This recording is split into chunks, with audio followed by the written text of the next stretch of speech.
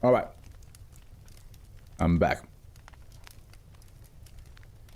Our next SCP is written by Waterfire, and I believe this is the last one of Waterfire from what I can see. It's also been forever since we had one of the SCPs. The last one being 2333. Yes, like almost like about at the cusp of 700 SCPs ago. It's been forever. And I believe 2333 was that black slime that like was like basically a disease, but it could make you immortal. If I recall, I'm not sure if it will make you actually immortal, or if it's just kind of like, I forgot like what the exact thing is, but I do remember it was like a black slime thing, and the whole like immortality aspect of it was like important. But yes, Wall of Fire. Also, yeah, we should check what the second last one was, because that's how we usually say goodbye to authors here. Which I believe the second last one is 2153. Oh yeah, I think it's like it's a 4-leaf clover. If you pick it up, like you basically lose all your money, but it goes to like an actual charity and all that stuff. Hey, I got some comments here. What is this?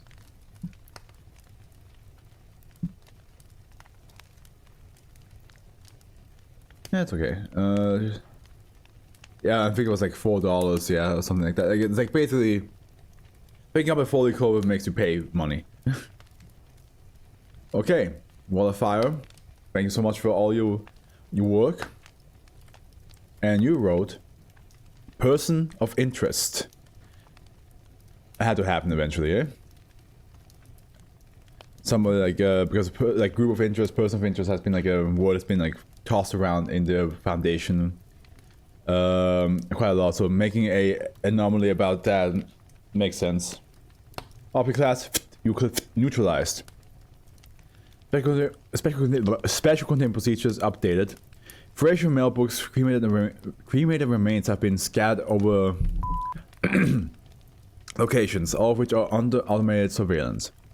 The locations are stored in individual files under separate subdirectories under level clearance. Any attempt to access any of the files pertaining to the location of the remains, intentionally or otherwise, will automatically alert Riser, administrators, all personnel. Attempt to access these files are to be administered class A amnestics and removed from active duty for a period of no less than 2 weeks. If symptoms of -A appear in any Foundation personnel and persist following administration of class A amnestics, SB3017 will be redesignated as Euclid. New procedures will be drafted and all affected personnel will be given further amnestic therapy on a case-by-case basis. Symptoms of exposure may include repeated or prolonged access to this file and related files, attempting to access files pertaining to the location of Mel Brooks' remains, attempting to access the remains themselves, creation of additional material related to SB3017, and any attempt to violate these containment procedures. Mock trial of Fraser Melbrook following a 2004 arrest. And then you have the Archive Special Containment Procedures, void as of the 1st, 2007. Okay, so we have Special Containment Procedures. SB3017 is contained in a standard humanoid containment cell at Area 55. The entrance to the cell is to be guarded at all times, but by no fewer than 3 armed security personnel. Visual and audio feeds of the inside of the cell are to be monitored at all times by no fewer than 3 security personnel. Any malfunctioning cameras or microphones must be repaired without delay. Personnel interacting with SCP-3017 are not to do so continuously for more than 1 hour without level 4 approval. Any personnel exhibiting violent or obsessive behavior towards SCP-3017 are to be administered a Class 5 amnestic. -1 instances are to remain under surveillance by clandestine assets.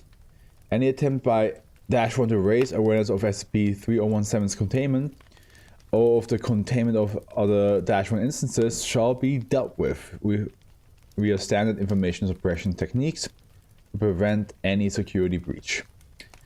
Individual instances may be contained for the purpose of extracting information from SCP-3017 or to discourage lack of cooperation. No additional privileges are to be given to SCP-3017 for good behavior. Lack of cooperation by SCP-3017 must be dealt with by withholding of rations for no more than 24 hours, removal of basic amenities, sleep deprivation, corporal punishment, containment of -1 instances, and threat of harm of -1 instances. Description. Void as of the 1st, 2007. SCP-3017 is Fraser Melbrook, a male aged 25-year-old at the time of initial containment. SCP-3017 is believed to have extensive ties to several anomalous groups. It is suspected of having committed multiple robberies, assaults, and murders. SCP-3017 has been arrested 23 times but has never been formally indicted, most likely due to its secondary effect. Oh god. Great, we have somebody who can get arrested whenever he wants to and just walk out. Pardon me.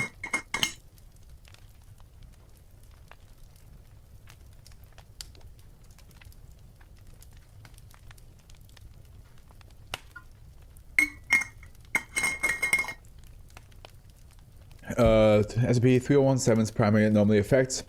All subjects coming in close proximity, subjects who will make direct visual contact or engage in conversation with SCP-3017 have a 1.5% chance per minute of becoming spontaneously aware of SCP-3017's criminal disposition.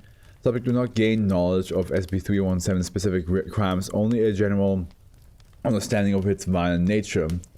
Subjects exposed to SCP-3017 for periods greater than 1 hour may begin to experience a compulsion to ensure SCP-3017 remains incarcerated. Further exposure can result in obsessive or violent behavior, so this is easily remedied with amnestic treatment.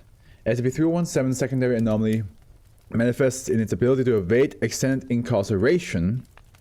This effect is believed to be voluntary, but the exact mechanism for the phenomenon is unknown.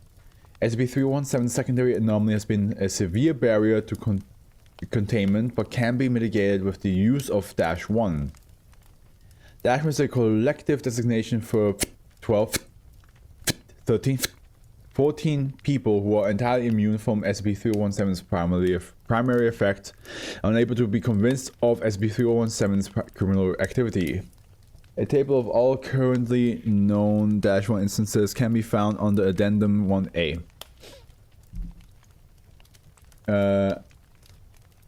The threat of incarceration, harm, or death of -1 instances greatly reduce the effect of SCP-3017's secondary anomaly.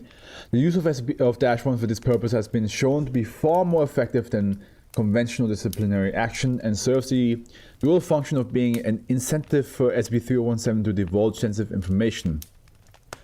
However, conventional means are generally preferred to the logistical constraint.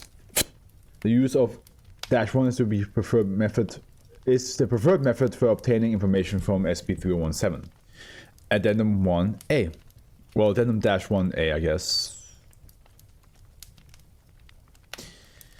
The following is a list of known -1 instances and their relation to SCP-3017. -11 Vivian Melbrook Fultoin, age 48, mother. -12 Beck Melbrook Sr., 49, father. -13 Sarah Melbrook, 18, sister.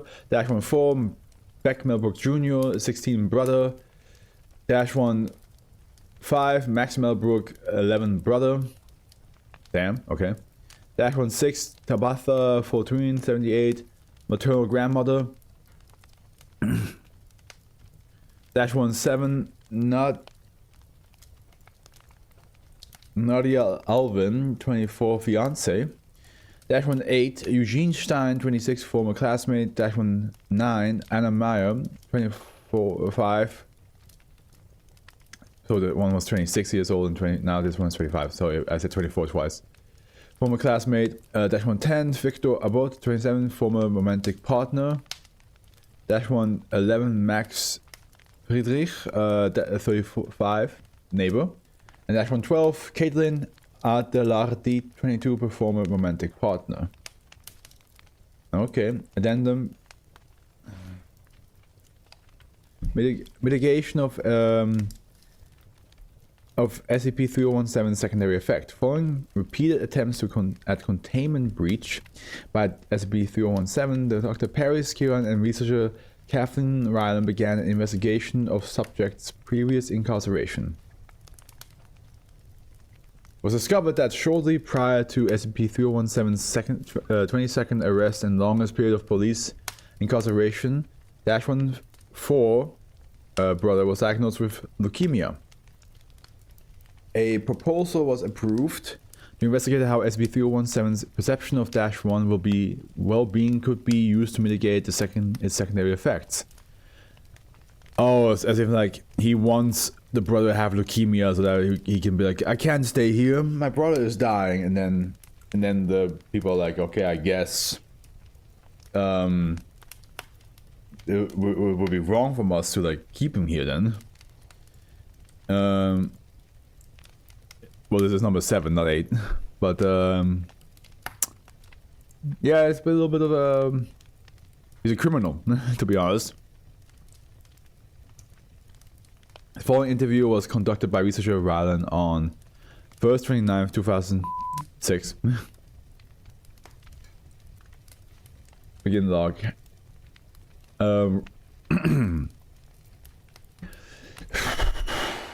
Good afternoon, SCP-3017. How are you feeling? I feel like the time Beck caught me in the eye when we were playing catch. So you've been giving the guards a hard time lately? No, I haven't. Look, if just about the other day, I already told you that I didn't do anything. You were trying to escape. I was walking to the bathroom and he tackled me. I would have done the same if you were trying to attack me. I barely even looked at him.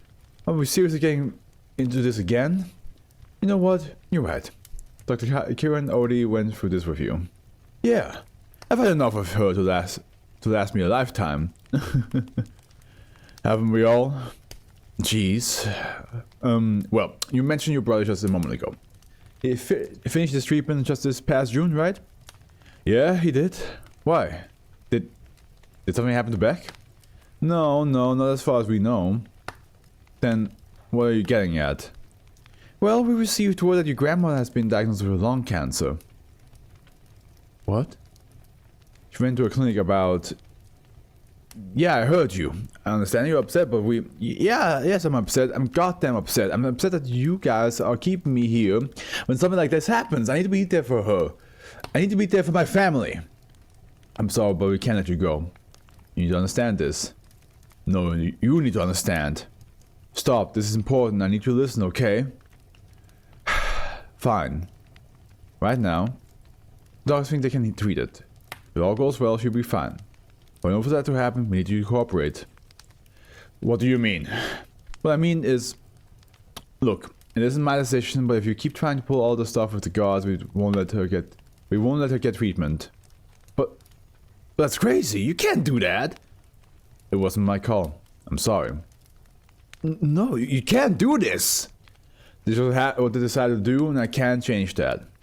I get it, you're upset and you're worried, but right now, the best thing you can do for her is to cooperate with us, alright? But I can't just stay here, I need to be with her. You can't right now, I'm sorry. I know you care about her, but if you do want to help her, you have to stop all these escape attempts. Can you at least keep me updated on how she's doing? I'll try. Alright then. I'll do what you want. End log. So he's a family man. Imagine, oh wait, what if SCP-3017 was really innocent? I mean, I don't think that's the case. Well, actually, hold on, let's read his first effect again. It does say here...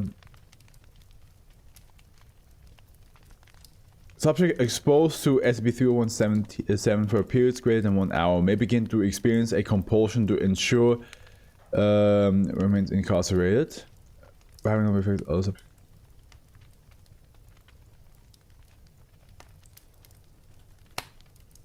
Yeah, so what? See, it says here criminal disposition. So he did do some crimes. He was a criminal. Or he is a criminal. It's just that the effects make people slowly realize he is, even if nobody can prove it.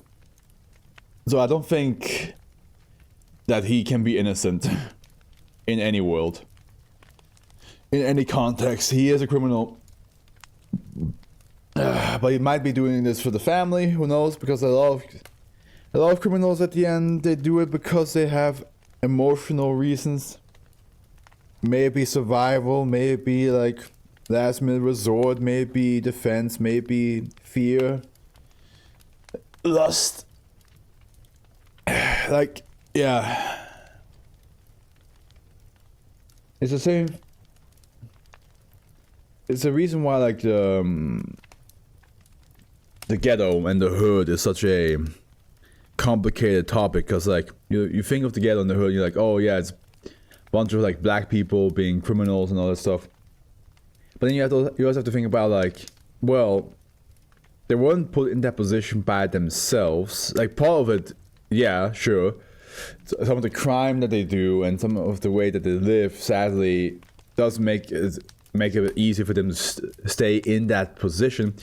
But like one of the major reasons why that it even exists is because of racism towards them. If it wasn't for inequality that they experienced, they would have probably never. The hood and the ghetto would never have existed if black people were treated equal from the very beginning. Then I think that would not exist.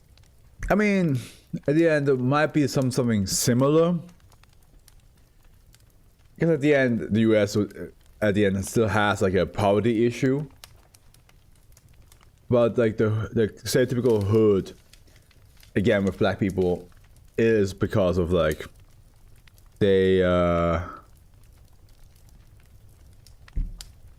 didn't get a fair hand in life, and then it's just like their life just went down, and then yeah, they have no choice but to like live a life where they need to do anything for survival, including shooting each other or murder or stealing or anything like that, you know. It's really sad. SCP-3017 has not attempted to breach containment in the 4 months following this recommendation. Currently monitoring of 1-6 has shown no major chronic health problems. Addendum Memorandum 2nd 19th 2006. Given SCP-3017's known and suspected ties to anomalous groups, the subject is a potential gold mine of information. Thus far, however, all conventional methods of integration have failed to yield any useful intelligence. With so much valuable intelligence we obtain, we must look into alternative means of getting the subject to divulge the information we need. SCP-3017's secondary effect has been shown to be mitigated by the belief that -1 instances are in some form of danger. The secondary effect is voluntary on SCP-3017's part.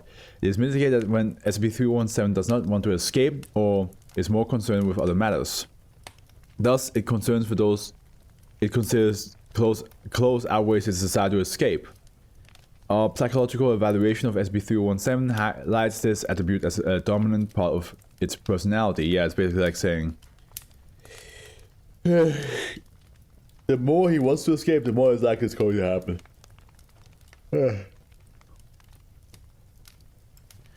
The possible application here is obvious. -1 may be just incentive we need to finally extract the information we need. By containing individual instances of -1 and convincing SCP-3017 that they are in danger, I believe the subject will be far more cooperative. -1 are classified as anomalous, and as such, it's within our jurisdiction to contain them if we need be. I propose that we contain individual instances on a temporary basis as needed, and then administer an amnestic and release them. At the expense of few resources, we may soon have access to large amounts of intelligence, Dr. Kiran. Proposal approved by Area 55 Director, 2nd, 21st, 2006. Interview, int 3017-13. On the 3rd, 13th, on the 3rd, 13th, 2006, -17 was placed into containment at Area 55. It's at Warner Brothers. That's a fiance. Ooh, okay. Ooh. The following interview was conducted by Dr. Kiran while -17 was contained on site. SCP-3017, do you believe you are ready to cooperate with us and provide us with the information we have been requesting regarding redacted? For the love of God, I keep telling you that I don't know what that is. Very well, in that case, please look at the screen and tell me what you see. SCP-3017 looks at the screen of Dr. Kiran's computer, which displays the live feed of -17's containment cell. Subject displays shock. Why the hell are you showing me this? Answer my question, SCP-317, what do you see on the screen? I see that you sick fucks are trying to make me think my girlfriend's being kidnapped, you real piece of work. -17 has been detained and placed into our custody. Now, subject stands up and slams his hand on the table. Why? My brother and my grandma might both be dying and you're just going to keep me here and kidnap Nadia? You're goddamn psychos! Sit down, or I will have the guards remove you back to your cell. Subject sits down. That's better. Now, you have refused to provide the information we've been requesting over the course of your containment. We need that information, we need it now. That's why we have decided to see if you would be more cooperative with a new incentive. You can't do this to her. She hasn't done anything. Please, I swear to God, she go insane here. She'll die. I can't let you do this. If you give us what we want, then -17. She has a name. Are you really that? If you give us the information we need, she will not be harmed. You will be released from our custody and sent home with no memory of this. But I already said I don't know anything. How can I tell you what I don't fucking know? We both know that isn't true. The hell it isn't? Besides, how do you expect me to trust you to let it go? You've been keeping me here for God knows how long. For what? Zilch. And now you want to do the same to her? How do I know that you won't? SCP-3017. You want to find out what will happen to her if you continue to be uncooperative? SCP-3017 covers its face with its hand and is silent for several seconds before responding. I guess I'll try to tell you something I don't know much about, but I'll try. Subsequent dialogue classified. End log. Ugh. See, this is what my issue with the Foundation. Like, we have human SCPs and they treat them like this. Don't like that. I do not like that. You know what I mean? It's just very dark. Extensive information regarding several groups, particularly redacted, was obtained during this interview. The -17 was subsequently amnesticized and released. Addendum, Memorandum, 3rd, 20th, 2006. In the course of looking over the information provided by SCP-3017 during the interview on the 3rd, 13th, 2006, I've found a great deal of inconsistency. In particular, redacted really doesn't make sense when considering redacted. Furthermore, much of his story doesn't match up at all from information we have obtained from both field agents and from members of redacted. I seriously doubt that SCP-3017 information can be considered reliable. I don't know if it just doesn't know anything or if it's still determined to keep information away from us, but I suspect the latter right now. Oh, for fuck's sake. This is gonna be a whole story of how, like, they're keeping this man hostage and then just just traumatizing him by, like, yeah, your grandma has lung cancer, We kidnapped your girlfriend. Interview int 24 by the 4th, 16th, 2006. Dash 15, 8, 10, and 12 had all been detained as further incentive for SCP-3017's cooperation. On the 4th, 16th, 2006, Dr. Kiran was given a special clearance to conduct a foreign interview. Prior to the interview, Dash 110 was sedated and moved to a separate cell. Interview was conducted with SCP-3017 in the adjacent observation room. Okay, and let's start. SCP-3017, I'm going to show you an object and I'm going to ask you to tell me what you think it is. Fine. Let's get this over with. I can place a spent hollow point bullet on the table. I have no idea what this is. Alright.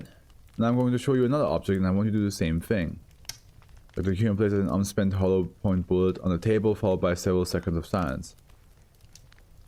That's a bullet. Very good. Now, do you have a better idea as what the first object was? It's a bullet too? Then is it? I don't know. Yes, it's a bullet. Why do you think it's shaped like that? 0 seconds of silence. Okay, how about I tell you then? These are hollow points. The reason that bullet is shaped like that is because it was fired through something. Dr. Kiran rises from her chair and activates a light in the adjacent cell. And in that room is what I fired it through. Take a look. Unintelligible. What was that? SCP-3017 stands up. I'll kill you, you fucking bastard! Dr. Kiran quickly produces a pistol and aims it at SCP-3017. Several seconds of silence. Step back down. Now, where the fuck's the ethics committee? This does not seem very ethical. I'm sorry. Am I in the wrong of thinking that this seems a little bit fucked up and not ethical at all? Like what?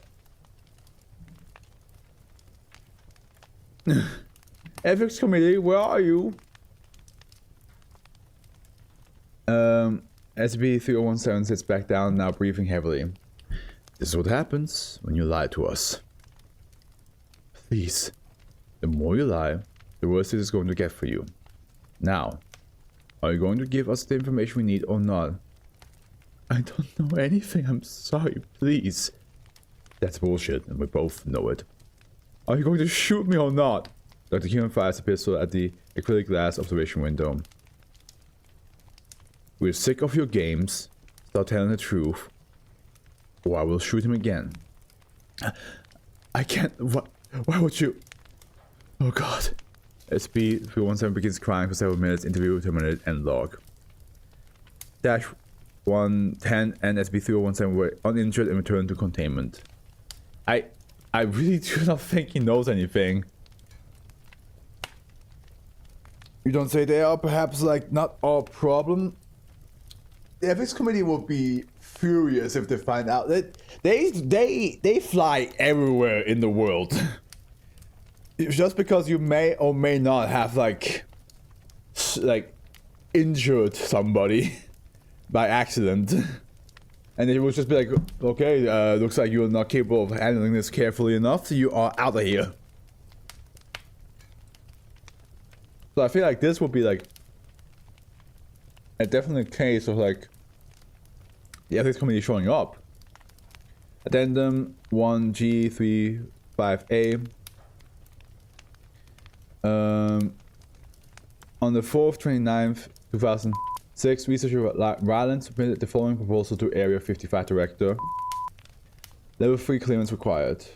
After looking further into our documentation, I've been shocked to see that practically no concrete evidence of SCP-3017's criminal history, anomalous or otherwise, actually exists. Hey. Mechanic, you called it. I can find no physical evidence, no photographic evidence, and no video or audio recordings. All that we have is witness testimony, but given SCP-3017's mind-affecting properties, I do not believe any of this can be considered valid. I'm becoming more and more convinced that my earlier conclusion regarding SCP-3017 was wrong. I think it honestly does not know the information that we've been asking and has been making up information so as to protect -1. Not only do I believe further efforts to gain information for SCP-317 are useless, I'm also convinced that our current attempts may be a violation of ethics protocol. Yes! It is, you motherfuckers! Right now, SCP-317 is still convinced that its grandma has cancer, and that we shot its ex-boyfriend dead right in front of it. On that note, how were Dr. Kiran's actions from 2 weeks ago not grounds for a reassignment at the very least? I'm formally requesting that all -1 instances be released. Oh. My headphones are running out of batteries. Until we can do more through thorough investigation, this has gone too far. Sometimes my genius is almost frightening. Yeah. I've thought because it said like, oh yeah, the primary effect is making people realize about his criminal records. I thought that would indicate he must have had one for them to like react that way. And the recommendation for Dr. Q and Research Island has been redesignated -113 and placed on the He's now part of the clan, of the group. Incident I-317 5th 17th 2006. On the 5th 17th 2006, -113 escaped from her cell with the assistance of security officer Rudolph Caridad. Oh yeah, it's a her. I forgot. Wait a minute. Hold on.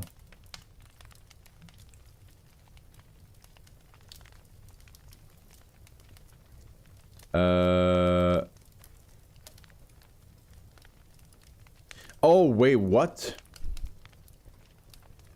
Also, Rylan said, "Hey, I don't think he's actually a criminal," and then Kiran made her into a -1. Wow. What a dick. It's probably because like it's probably because she was saying like, yeah, his actions were questionable and definitely a violation of ethics protocol. And then Kiran was like, I don't like her. -1. Proceeded to manually trigger Area 55 breach alarm while security officer Caridad directed security officers stationed at SCP-317 cell to seek shelter elsewhere in the facility. -113 then proceeded to enter SCP-317 cell and assist the subject in escaping containment. Yeah, if I would help. Because at the end, yeah, sure, they have an enormous effect, but they're clearly torturing the person. I hope she told him like, hey, your family, everybody that you know is fine. Security personnel were unable to apprehend SCP-317 or -113, and both are believed to have escaped the facility. Security officer character was redesignated -114, placed on the... And I see now.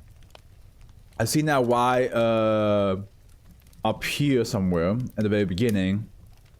Here. -1 is the collective designation for 12, 13, 14. Because it used to be 12 until Dr. Ryan got added and became 13, and now Caridad is added, now it's 14. That's why there's did that. They added them. Dr. Kiran was reported missing following this event, but reappeared at Area 55 on the 5th, 2006. Incident I-30171N. On the 5th, 23rd, 2006. Oh my god, I don't like how... I gotta say, I don't like this. It's like, I'd rather just have this spot. Approximately 3 o'clock local time, a fire began at SCP-317's previous residence. The fire quickly spread, destroying the residence and 2 adjacent houses. -1 through 7 and 11 perished in the fire, along with 2 civilians. The cause of the fire is on investigation. Who was found to be arson. What?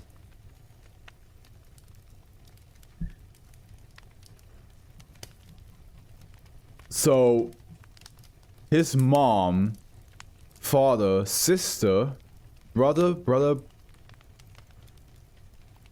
grandmother, and fiance and neighbor got killed in a fire. And 2 more people that he didn't know. Still framed for footage of incident 1N. Incident I-317EX SCP-3017 was found dead on the 5th, 24th, 2006. Subject is believed to have jumped from a bridge approximately 1 kilometer from its previous residence. Dash-113 was recovered nearby and recontained without resistance. The following interview was conducted with Dash-113 by Dr. Kiran 2 days later. Holy shit. This is probably the most saddest, like, neutralization we got to read before. Like, I mean, there's some other neutralize that's pretty bad as well, but this one is like... It is just fucked. You guys kept a person in containment longer because you think he has some sort of information. Then you lied to them. You made them basically be afraid of the most, like, important, like, it's clearly a family man. Like, they care about the family and friends, and you lied to them about their conditions. Kidnapped the... I mean, from his perspective, yeah, you kidnapped his wife, well, his fiance, girlfriend, and then shot his ex. And then, alright, you're aware of all the procedure here as well. Just get right. Don't try to act like this is a normal thing, Paris. We both know it's not. If you're asking about the breach, Rudy will be able to fill you in on everything. He did all the work here, there. I'm not interested in the breach. I'm interested in what transpired with you and SB-3017 after you managed to escape. We hitchhiked to redacted. His house burned down. He jumped into traffic. I don't want to talk about this. We need specifics. Okay, fine. Specify what you want to know. Alright. Tell us about when you arrived in redacted. Well, we got to the outskirts at something like 3 or 4 in the morning. The fire had already started by then, because we could see the light of it. Fraser was leading the way, just getting more and more panicked, and I realized that the fire was around where his house was. We broke into a sprint and I lost him for a little bit, but I just followed the flames and I found him staying at the disaster area. While you were in the vicinity, did you see anyone suspicious, anyone at all? We only saw firefighters. Are you absolutely sure? Yes, I'm pretty damn sure. The house was nearly coming down when I got there, so if someone set the fire, they were probably long gone at that point. And, how was SB-3017 acting at that point? What the hell do you expect? I went to try and hold him back because I thought he was going to try and go in, but I saw it collapse and he just fell to his knees. I guess I think he knew it was too late at the point. He cried for so long, and I just tried to get him away from the fire at that point. How long would you say you remained there? I have no clue. I managed to get him to go a little further down the street, but after that, he didn't move until the sun had come up. How would you describe SB-3017's behavior at that point? What do you think? Please just describe it for me. He was scared and just broken. I got him away from the street, and then he started muttering to himself, I don't want to die. And I tried to tell him that he was safe, but he was just so broken. I never seen anyone that shattered. Dash-113 pauses and wipes her face. God, I can't do this. It's alright. Can you continue? I took him into a motel a little bit closer by and bought a room with some of the cash Rudy gave us. When it was calm enough, I left him there to see if I could get any info, see if anyone got out, but... God, I wanted to lie to him, just tell him something that didn't hurt him, but they were... Dash-113 covers her face with her hands. Kathy? Do you want to take a break for now? We can't... No. You're going to hear all of this right now. Dash-113 breathes heavily for a few seconds. You didn't see him. You didn't get to see any of it, but I did. I went to sleep that night, and when I woke up the next morning, he was gone. He was already dead. Do you have any idea, any at all, as to why SB-3017 decided to end his own life? Gee, I don't know. He spent 5 days trying to get back home and see his family, only to watch them die in a fire. Maybe that was the reason. Or maybe it was because he finally thought for a second that they were going to be okay. That for once they have all their lives back. Is that reason enough? Is it? Take a deep breath. I told him about all those things we lied to him about. I told him how long I've been lying to him and he didn't care. He wasn't mad. He was so happy. He was so ready to see those people. He was so happy, he just wanted to live for them. He wanted to live so much. He didn't want to die. I see. He was so scared. He didn't want to die. I don't believe it for a second. And look, okay. She's saying that he didn't jump. I think somebody... Remember what it said. Kiran was gone until the 25th. A day after he took his life, right? Yeah, here. SCP-3170 was found dead on the 5th, 24th. And then here, the following interview was conducted. Approximately local time, I began... Where does it say again? Here we go.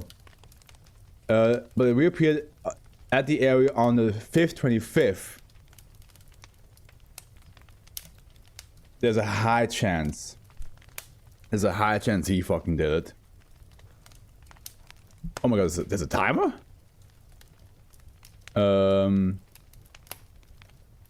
SCP-3017 has been redesignated as neutralized. Description update. SCP-3017 was designated for Fraser Melbrook, a male aged 27-year-old at the time of his death. The people who made direct visual contact and or engaged in conversation with Melbrook had a 1 to 5% chance per minute of developing -A. -A refers to a cognitive effect which results in subjects developing a compulsion to have SCP-317 in their custody. Subjects affected by -A perceived SCP-317 as a dangerous criminal with an unusually effective ability to escape incarceration. -A often resulted in subjects developing an obsession with Melbrook and resisting any attempt to remove them from his vicinity. As we saw with Kiran, treatment with Class A amnestics was shown to elevate -A, however symptoms will return immediately upon subsequent exposure to SCP-3017. -1 was the collective designation for 12 close members of Melbrook's inner circle and 2 Foundation personnel who were immune to the effects of -A. As the effects of -A ceased upon Melbrook's death, the remaining living instances of -1 are no longer considered anomalous. -1A through 10 and 12 have been released back into the general population following amnestic treatment. Researcher Rylan and security officer Caridad. She couldn't join today. They couldn't join today. They told me they couldn't. Previously, -1, 13, and 14 have been reinstated into Foundation employment. Reports of Melbrook's criminal history, as well as his supposed ties to anomalous groups, are unsubstantiated. All investigation into criminal and anomalous ties have been closed. You have been viewing this document for... please do not leave this document open for an extended period of time. If you have finished viewing this document, please close the window now. Please close the window now. Okay, I'm gonna close the whole window. And open it again.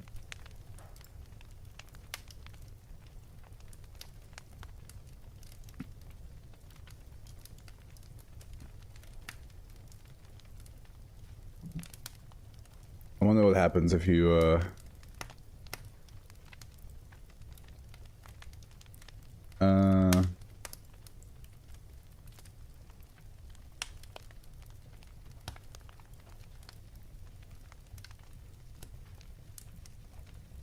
Okay.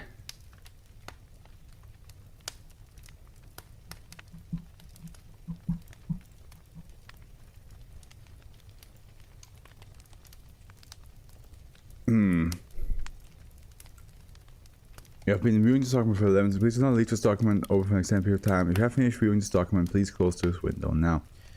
Let me ask. Let me ask in the...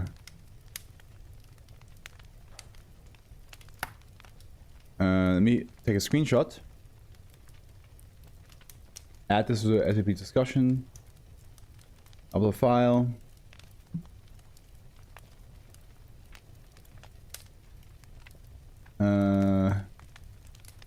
This is at the end of SCP-3117. Is there a secret with this? Alright. Well. I feel horrible for him. He was just a normal dude that for some reason, like, he probably was always like wondering why the hell everybody was like so eager on arresting him. And then next thing you know, whenever like, but he always managed to get out of being arrested, of being taken custody, because the moment he thinks one of his family members is in danger, the world, like everybody around him would be like, okay, you know what, we're not keeping you here, you can go. And this time, for the first time, it didn't work, and so he got stuck. And it's been 4 months. 4 months of just staying at that, yeah. And then, as I mentioned multiple times, being in the Foundation custody as a human is probably awful, because like it's just like the same routine. Occasionally you see a guy or a girl coming in and having like, okay, let's have an interview and then leave. So he knows like how awful it is, and then he sees somebody he cares, somebody he loves, be like being contained, and he's like, oh yeah, we'll keep her here if you don't cooperate with us. And he's like, what the fuck? You can't do that. So in that very moment, the Foundation did some illegal stuff. I mean, yes, I know. They're considered anomalies, so technically the Foundation can capture them and all that stuff. But it's still, yeah, it's definitely like kidnapping and torture what they did. That was not ethical experimentation.